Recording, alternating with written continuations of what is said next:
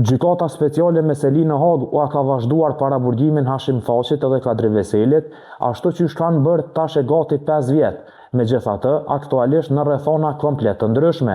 pasi që vetë gjyqtarët kishin konstatuar se më nuk ka rrezik të ikjes apo të arratisjes për Thaqin, Veselin e të tjerët. Me përfundimin e rastit të prokurorisë, pra me dorëzimin e provave dhe me përfundimin e dëshmitarëve të prokurorisë, ka pushuar edhe një tjetër arsye për vazhdimin e paraburgimit për ish-klerët të UÇK-s. Kjo është konfirmuar edhe nga vetë gjyqtarët në vendimin e fundit, megjithatë të njëjtit e kanë pranuar se kanë përfunduar dëshmitarët e prokurorisë, por kanë thënë se për shkak të rrezikut që Hashim Thaqi dhe Kadri Veseli të zbulojnë të dhëna identifikuese për dëshmitar, atëherë është masa më e dur vazhdimi i paraburgimit. Pra, pavarësisht se kanë pushuar se ekzistuarit të paktën 3 prej arsyeve për caktimin e masës së paraburgimit si masa e fundit dhe e jashtëzakonshme që përdoret në raste të tilla, gjyqtarët e speciales kanë konsideruar se rreziku për zbulimin e emrave apo të dhënave për dëshmitarët me masa mbrojtëse dhe klima e frikësimit të dëshmitarëve në Kosovë është arsye mjaftueshme që Hashim Thaqit dhe Kadri Veseli të vazhdohet paraburgimi.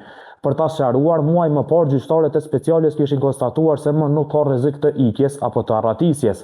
Aktualisht më nuk ka rrezik të ndikimit në prova dhe dëshmitar, sepse prova dhe dëshmitarët e prokurorisë kanë përfunduar. Nuk ka më rrezik të përsëritjes së veprës penale, sepse nuk mund të përsëritet vepra e krimit të luftës, siç pretendon prokuroria në momentin që nuk ka luftë, dhe si rezultat 3 prej arsyeve kryesore për vazhdimin e paraburgimit më nuk ekzistojnë. Megjithatë, pavarësisht kritikave nga juristë dhe avokatë se tash është momenti që ndoshta ish-klerët e UÇK-s mund të mbrohen në liri apo të caktojnë ndonjë masë tjetër e arrestit shtëpiak apo masë më e butë, gjyqtarët e speciale sërish kanë vendosur që Hashim Thaqi dhe Kadri Veseli të vazhdojnë paraburgimin. Masa e paraburgimit llogaritet si masë e fundit dhe jashtëzakonshme dhe shfrytëzohet vetëm në raste kur të akuzuarit kanë rrezik të ndikojnë në prova, të dëmtojnë prova apo të cenojnë sigurinë e dëshmitarëve. Në rastin e klerëve të UÇK-s këto arsye nuk ekzistojnë, por megjithatë trupi gjykues ka konstatuar se fakti që